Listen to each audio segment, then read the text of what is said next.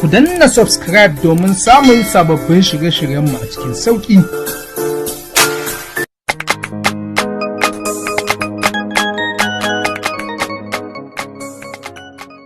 Tsaya ne a inda Awwal ya je da rakiyar wani suka je domin ya tona Mashkura asiri a gidansu. Ina muka tsaya yana zaune yana jiran wanda suka zo tare, sai ga 'yan sanda biyu sun bayyana a bayansa suna tambayarsa akan me yake yi a wajen. To, yanzu za mu ci gaba. Na ƙurawa ɗaya gajeren ɗan sandan idanu wanda yake ƙoƙarin gano me nake shirin yi da wayata. Ba komai ne yasa ni ƙura masa idon ba, don ni ma na fahimci me yake ƙoƙarin yi. A hankali na mai da dubana ga ɗaya dogon ɗan sandan wanda na fahimci sunansa Ibrahim ta hanyar ɗan guntun katako mai ruwan zuman da aka rubuta sunansa. Ban ma san me zan ce musu ba saboda ban ga tahowarsu ba, sai dai kawai ganin su nayi a kaina. Ina jiran wani ne ya shiga cikin gidan nan ya fito, ga motar mu can ma. Haka na furta tare da yi musu nuni da inda muka ajiye motar. Yallaɓai, ku ringa kula fa, kun san garin nan ba lafiya. Ato, bom har a hammata za a iya sakaya shi. Wani ɗan gaye ne ɗan shaye-shaye ya ƙaraso wajenmu inda nake tsaye da jami'an tsaron, kuma shi ne yake wannan furcin. Ba ni kaɗai ba, hatta 'yan sandan sai da alamun dariya suka bayyana akan fuskokinsu. A daidai lokacin ne kiranta ya kuma shigowa wayata a karo na ba adadi. Ganin 'yan sandan haɗe da ɗan ganyen sun zuba min idanu, sai na buɗe speaker ɗin wayar ta inda su ma za su iya fahimtar abin da ake faɗa a wayar don gudun kawo zargi a zukatansu. Hello? Haka kawai na furta bayan da na ɗaga kiran nata. Awwal, wallahi yanzu haka ma na gama shirya komai. Zan bar garin yanzu nan, don Allah ka yi haƙuri ka yafe mu. Gajeren ɗan sandan ya dubi dogon, kana lokaci guda suka kuma zubo min idanu. Yanayin da na fahimta da ke kan fuskokinsu suna nuna alamun sanin ko ni waye. Ina za ki ta fito yanzu? Kar ki ɗauka zan kuma aminta da duk wata ƙarya da za ki min, Mashkura. Wannan karan ɗan ganyen ne kawai ya girgiza kai, sannan haɗi da ƙaro kunnuwansa kusa da wayar. Wallahi tallahi ka ji na rantse maka, wallahi gidan kawai zan bari don kada mu haɗu da ita, kuma na ba da sallahu idan har na bar gidan a ƙwace min komai nawa da ke hannunta. don Allah ka yi haƙuri Awwal, kaji? Na sa ɗan yatsa na kaɗe kiran nata, kana na dubi dogon ɗan sandan mai suna Ibrahim na ce, wannan wani ɓangare ne na dalilin da ya sa har ka ganna a nan, Malam Ibrahim. Abin sirri ne a tare da ni, amma zan yi maka gwari-gwari yadda za ka ɗan fahimta a baibai. Bai iya ce min komai ba, face alamun ɗaga kai na gamsuwa da abin da na faɗa masa. Ganin hakan sai na ɗora da faɗin, misali a ce kai ne Malam Ibrahim, kana hulɗa da mutane kala-kala, manya da yara, masu kuɗi da masu mulki. Shikenan sai Allah ya haɗa ka da wata 'yar cikin gidan nan. To bayan kun fara mu'amala da ita sai ka fahimci tana aikata wani mugun saɓo. To kuma a hankali kun saba da juna har ma soyayya ta shigo. To har kakan iya hana ta yin wani abu. Da ka fahimci cewa tana aikata wannan saɓon, sai ka ɗauki ragama hana ta. Sai Allah ya sa ka hana ta na tsawon kwana 2. To a na kwana 3 sai ta koma ta aikata. Kuma ta ƙira da manyanta su sani saboda gudun kada mahaifinta ya guje ta gaba ɗaya kamar yadda ta faɗa maka. To jiya sai ta kuma aikata laifin. To shine kai kuma ka gwara ka zo gidansu ka faɗa kawai domin a raba ta da waccan abokiyar aikata saɓan. Na yi mamakin ganin yadda hatta ɗan ganyen nan ɗan shaye-shayen shi ma ya nutsi yana saurara ta. Dogon ɗan sandan ya dube ni ya ce, tabbas na fahimci inda ka sa gaba Malam Awwal, kuma na aminta da kai cewa ba mai laifi ba ne, kuma na ji daɗin yadda ka damu da halin da uwarka musulma take ciki, kuma ni ma insha Allah zan taimaka da addu'ata. A daidai lokacin ne wani soja da ke can gaba kaɗan gare mu ya ƙwala wa dogon ɗan sandan nan kira.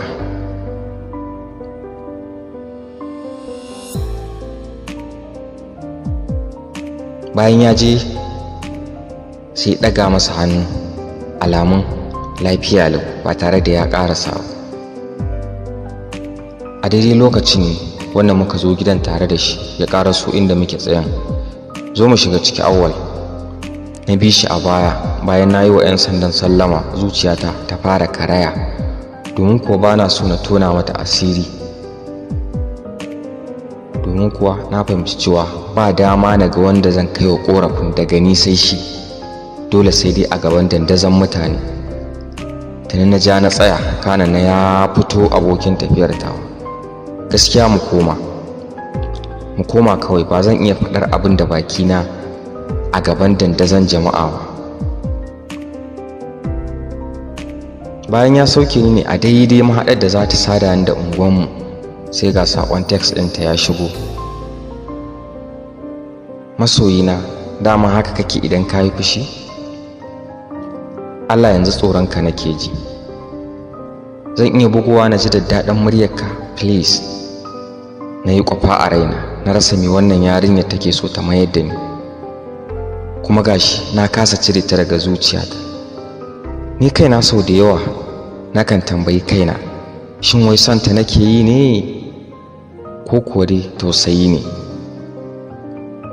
Ban amsa mata ba har sai da na isa gida na yi wanka na ɗan ci abinci, kana na ce mata, Mashkura da gaske kina son Awwal? Da sauri sai ga amsa ta, sosai ma wallahi. Ka hau online dan Allah. Sau da yawa dama ita ce take sa ni na kasance a online, ko da kuwa ban so hakan ba. Ina hawa na in har kina sona da gaske, to dole ne ki rabu da wannan muguwar ƙawar taki, dan kin san baya da za a yi na aure 'yan lesbian ko? Kamar jira take na tura, sai ga reply ɗinta ya shigo. Wallahi Awwal na daina, kuma yanzu haka bana gidan, ina ƙauyen. Ban taɓa zuwa ƙauyen ba, amma saboda yadda ka yi fushi yasa na zo yau. Ka yi haƙuri, ka ji bebi na? Wani irin daɗi na ji ya rufe ni, saboda kawai jin cewa ta bar inda za su ke haɗuwa da shaiɗaniyar ƙawar ta. Da kyau to, kin burge ni. Yanzu kina ina kenan? Kalmar ƙaraye da ta turo shine yasa na fahimci cewa tana garin ƙaraye kenan. Haka rayuwata ta ci gaba da gudana da Mashkura. Tun isar ta ƙauyen ƙarayen nake mata wata kulawa ta musamman da nuna mata na damu da ita a koda yaushe. Ba na yarda ta yi nesa da ni face sallah kawai da take raba mu. Na so ta haɗa ni da wani daga cikin ɗan uwan nasu a can ƙarayen, amma ta ƙi. Wai za su raina ta, saboda a cewarta duk inda ta je cikin gidan mulki ne, amma wai tamkar 'yan aikin gidansu ne. Ni kaina na san cewa Mashkura tana da son raina mutane da izza, amma wannan ba shine damuwa ta da ita ba. Kwanan ta biyu a garin ƙaraye na fara fahimta ta gaji da zaman garin gaba ɗaya, kuma ta fara tunanin koma inda ta fito, wato dai tana so ta koma inda za su haɗu da shaiɗaniyar su ci gaba da aikata ɓarna. A nan ne na nuna mata ɓacin raina akan ƙoƙarin da take na komawar.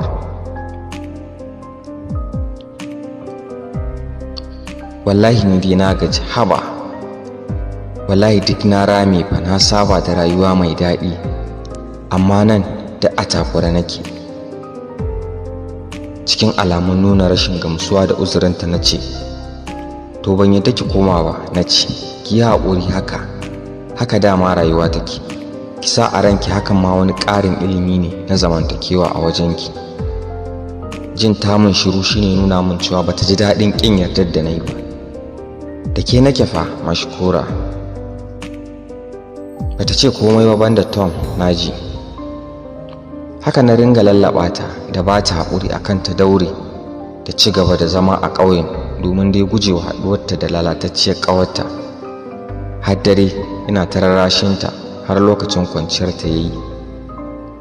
Ban barta ta kwanta ba sai da ta mun alƙawarin za ta ci gaba da zama a ƙauyen na ƙaraye. Haƙiƙa ina jin tausayin yarinyar nan kuma ina jin daɗin yadda take bin umarnin da nake bata, kuma nakan yi tunanin to wai ma ina iyayen ta, ina hankalinsu ya tafi da har ba su bincika halin da diyarsu budurwa kamar wannan take ciki. In dai haka duk rayuwar 'ya'yan masu hannu da shuni take to kuwa an yi ba a yi ba kenan.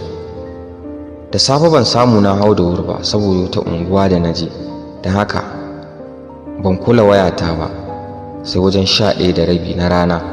Ina kunna wayar na ga saƙon text ɗinta ya shigo. Ni gaskiya na gaji, wallahi gobe gida zan koma.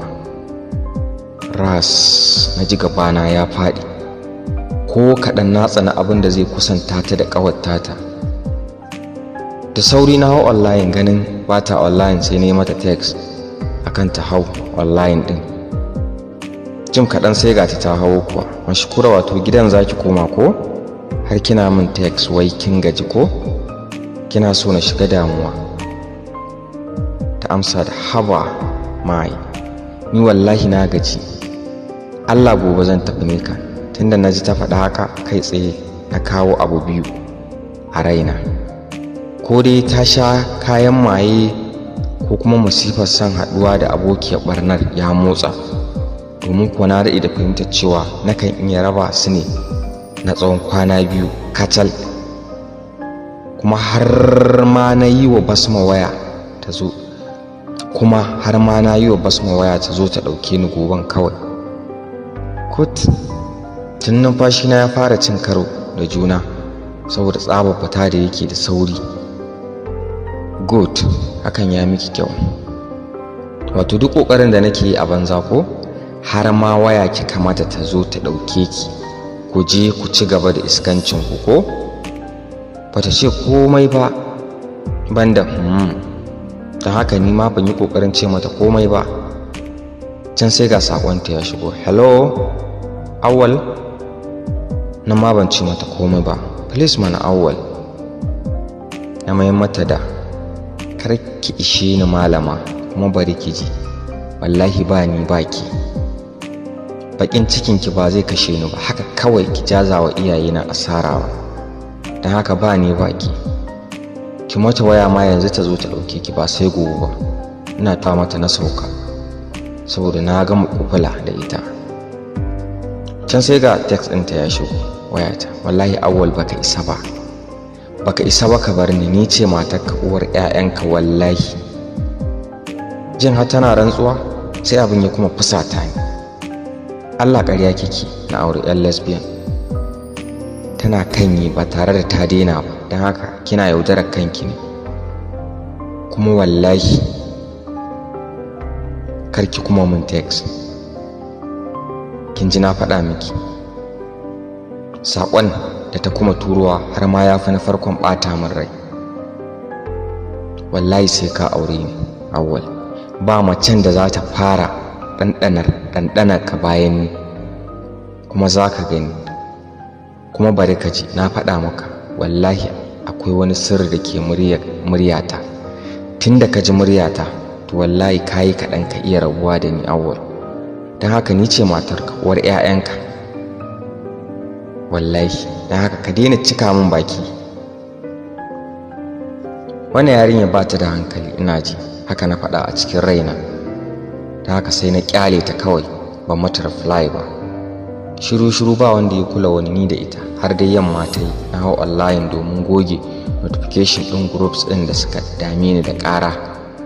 Tana online tana gani na hau sai ga sakonta. Assalamu, uban 'ya'yana, babansu Islam, da Aslam.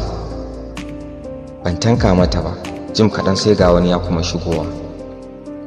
Takawarka lafiya mijina na kaina. Ka huce kaji?